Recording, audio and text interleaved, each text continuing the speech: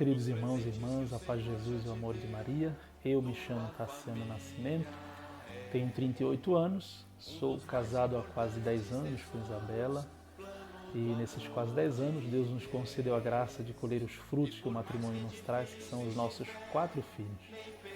Eu resido em Irecê atualmente, participo do grupo de oração Magnífica na paróquia São Domingos. E para mim é uma alegria poder me dirigir a vocês nesse tempo tão oportuno em que o Ministério para as Famílias propõe uma série de reflexões. E quero me deter com vocês hoje num tema muito importante para todos nós, que é exatamente a educação dos nossos filhos.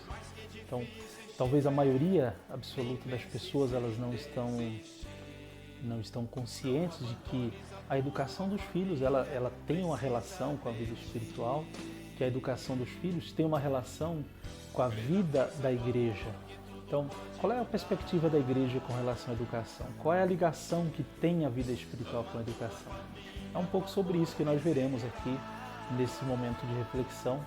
E eu convido você a ouvir comigo a palavra de Deus no Evangelho de São Marcos, capítulo 8, no versículo 34, quando nosso Senhor, no anúncio da sua paixão, faz uma pergunta interior, uma pergunta profunda aos seus discípulos, dizendo assim: de que vale ao homem ganhar o mundo inteiro se vem a perder a própria alma?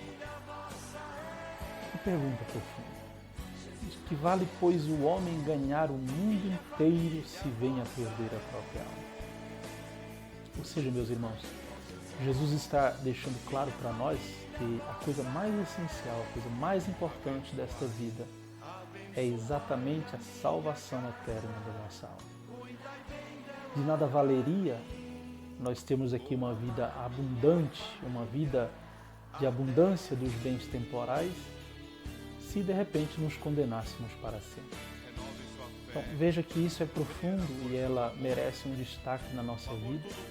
E talvez você já poderia estar aí perguntando, mas qual é a relação desta passagem da Sagrada Escritura com a educação dos filhos? E, acima de tudo, é preciso nós reconhecermos que a educação, que a finalidade da nossa vida, não é que nós viéssemos a esse mundo para sermos pais, professores, profissionais, padres. Nós viemos a esse mundo por uma outra razão. Essas coisas todas, esses acessórios, tudo isso é secundário. A profissão que você exerce, a vocação específica que você exerce é meramente secundário. Ou seja, a realidade essencial da nossa existência está para esta união definitiva com Deus lá no céu. E é claro que, a depender das escolhas que nós fizermos aqui, isso pode se dar, o processo se dá exatamente aqui. Deus nos chamou à existência para que aqui nesse mundo nós, por meio da caridade, pudéssemos nos unir a Ele para que um dia definitivamente no céu nós possamos vê-lo face a face. Aqui está a essência da existência humana. Se nós não entendermos qual é a finalidade da nossa vida, nós nunca vamos associar a realidade da educação com a realidade da eternidade. Então, veja aqui nesse livro, A Formação da Personalidade, do padre Leonel Franca, ele diz assim, em um determinado momento: cada qual recebe com a existência uma razão de ser própria, uma vocação rigorosamente sua. Realizá-la é realizar a si mesmo, é responder ao plano divino.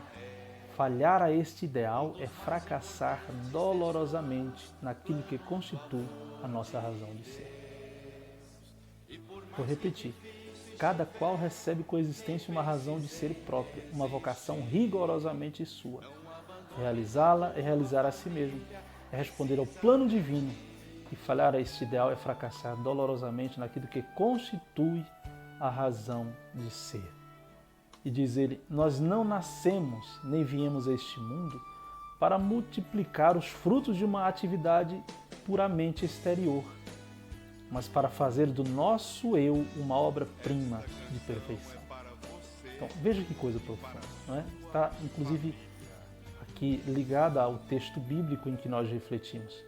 Nós de um modo particular, recebemos com a existência uma razão própria de ser. E a razão própria de ser do ser humano é exatamente a contemplação de Deus, a contemplação divina. Então, vejam vocês, quando nós adentramos isso de modo específico na relação da vida espiritual com a educação, é claro que muitas pessoas têm dificuldade, porque se nós pegarmos aí uma revolução que foi definitiva nesse processo, em 1789, a Revolução Francesa foi definitiva para apartar a realidade da educação com a realidade espiritual. Era comum nas escolas, então, cultivar a vida intelectual e cultivar a vida espiritual. Aliás, nessa perspectiva da igreja, se a gente aparta a vida intelectual da vida espiritual, naturalmente a vida intelectual vai ser um fracasso. Porque o homem deve se projetar para que ele seja de fato, ele possa inteligir, ele precisa de algum modo colocar um freio nas paixões. Por isso que a educação estava, sim, para conduzir o homem para ser um homem virtuoso, para ser uma mulher virtuosa, para o cultivo das virtudes. Até porque, se você, repito, aparta a realidade da educação da vida espiritual, você está, de algum modo, fracassando na finalidade da inteligência humana, que é exatamente a contemplação. Então, veja que coisa importante. Isso é essencial para nós, e esta definição aqui, a princípio, é exatamente para nos deixar a par de que a educação, a busca de uma vida intelectual, a busca de um conhecimento intelectual está sim associada à busca das virtudes, ao crescimento progressivo das virtudes. Então veja que aqui nós podemos nos questionar, então, quando nós olhamos para esta encíclica Divinis Ilius Magistri, é uma encíclica do Papa Paulo VI, que escreveu essa encíclica em 1930, 1929, num momento dramático em que havia uma tomada das escolas, uma tomada da educação por parte da sociedade civil.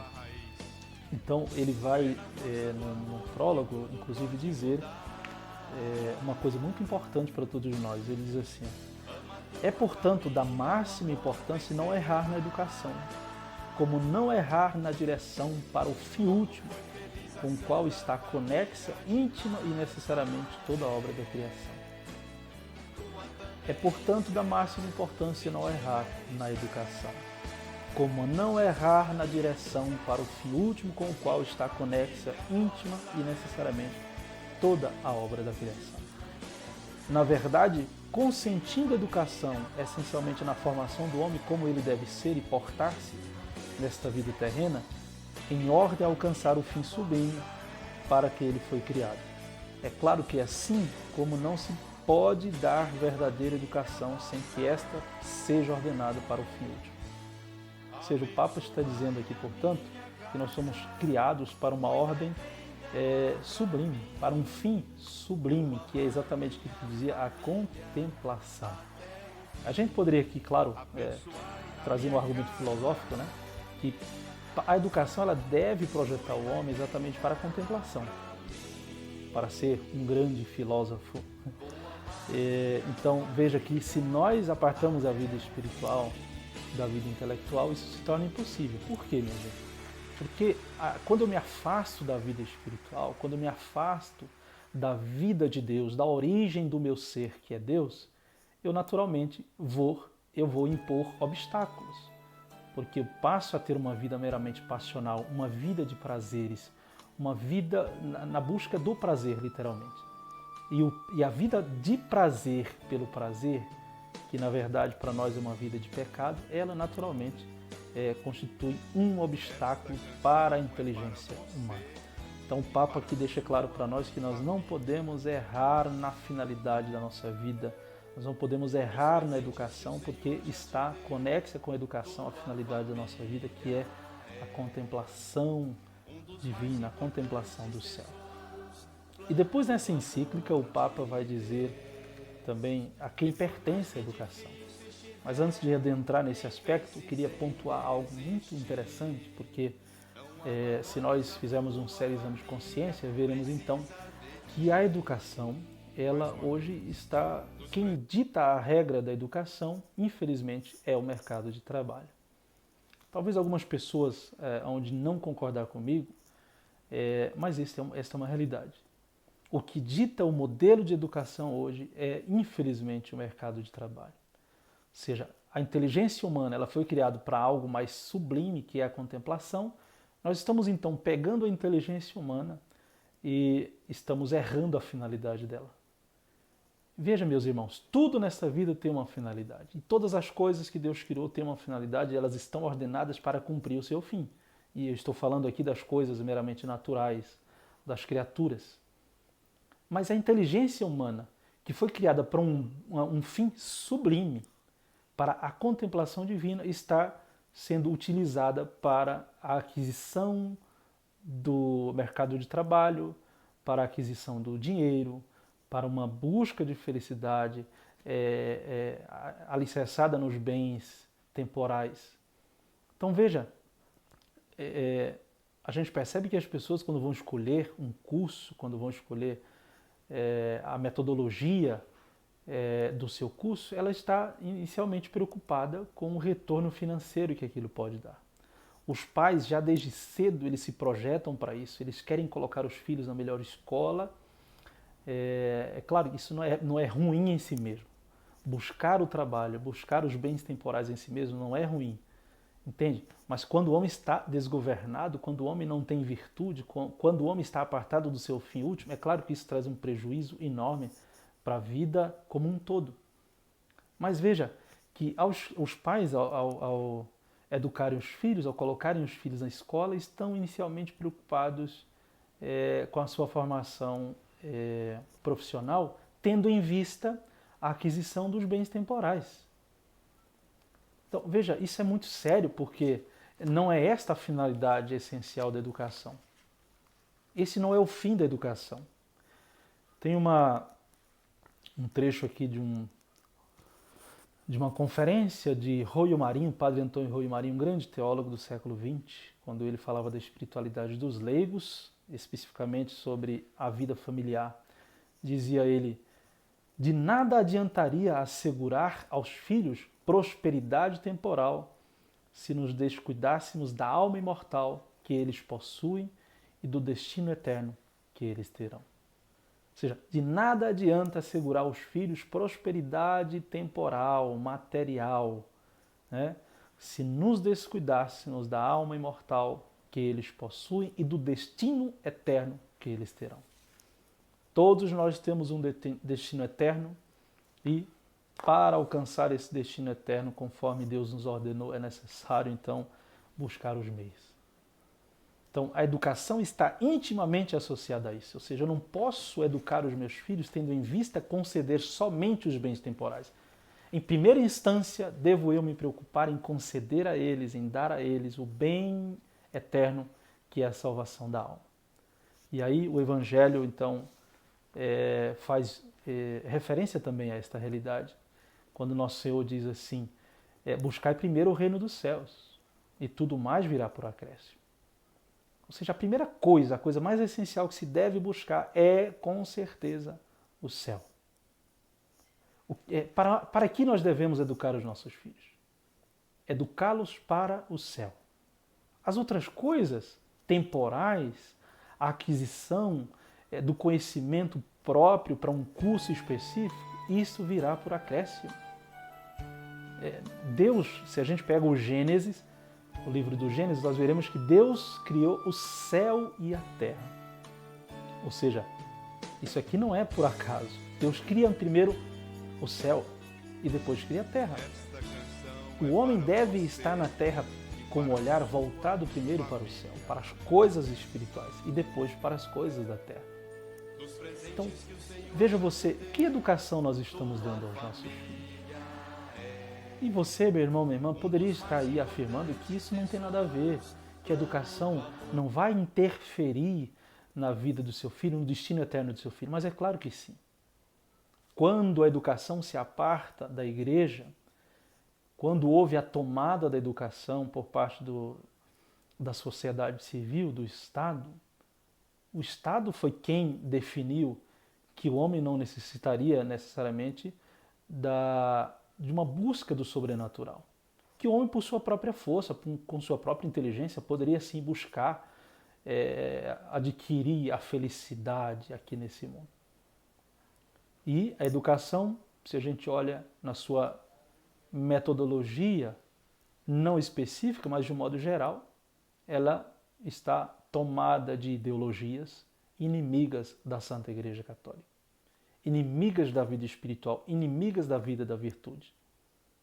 Então, aqui é sério e nós precisamos ficarmos muito atentos, porque a educação, sim, está associada com o destino eterno que nós teremos.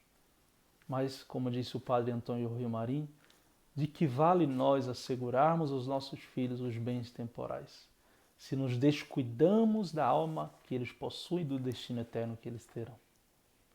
E tem uma outra realidade que eu queria aqui ligeiramente tratar com vocês, que é a quem pertence a educação.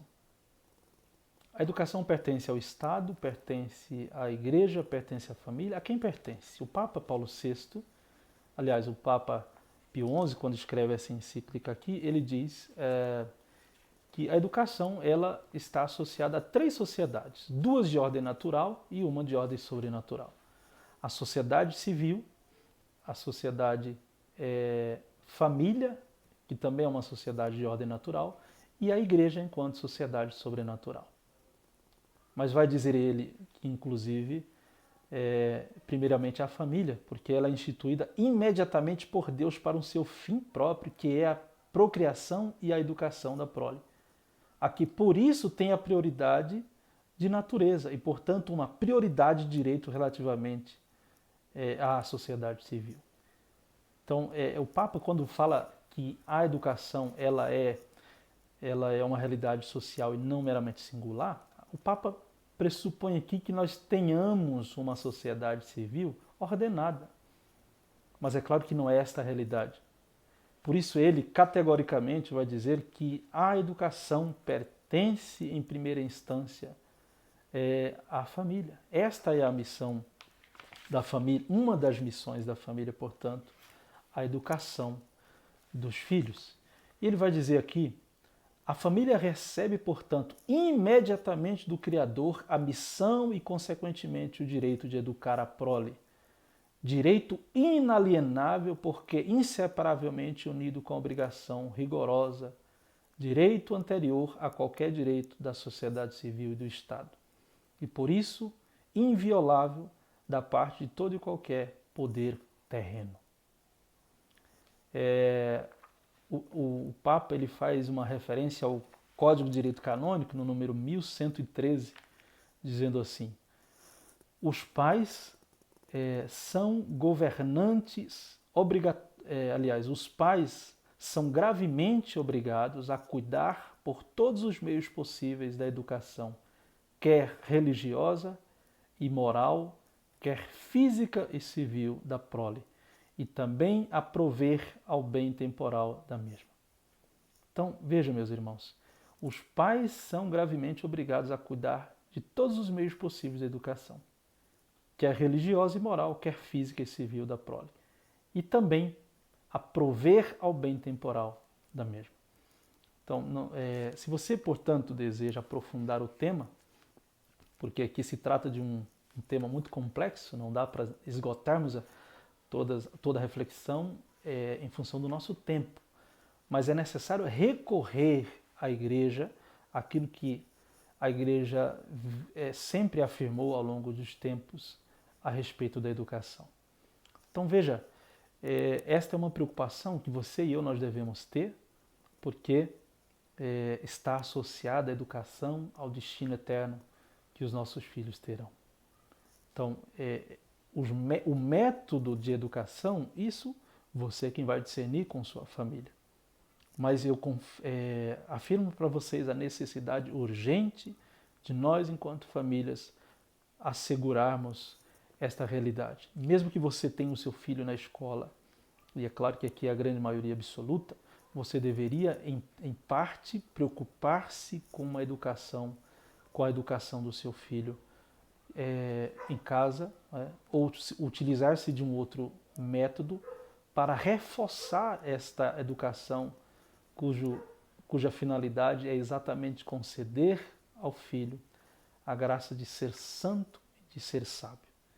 Corramos então, irmãos, é urgente educarmos os nossos filhos para o céu. Deus abençoe você. Um grande abraço.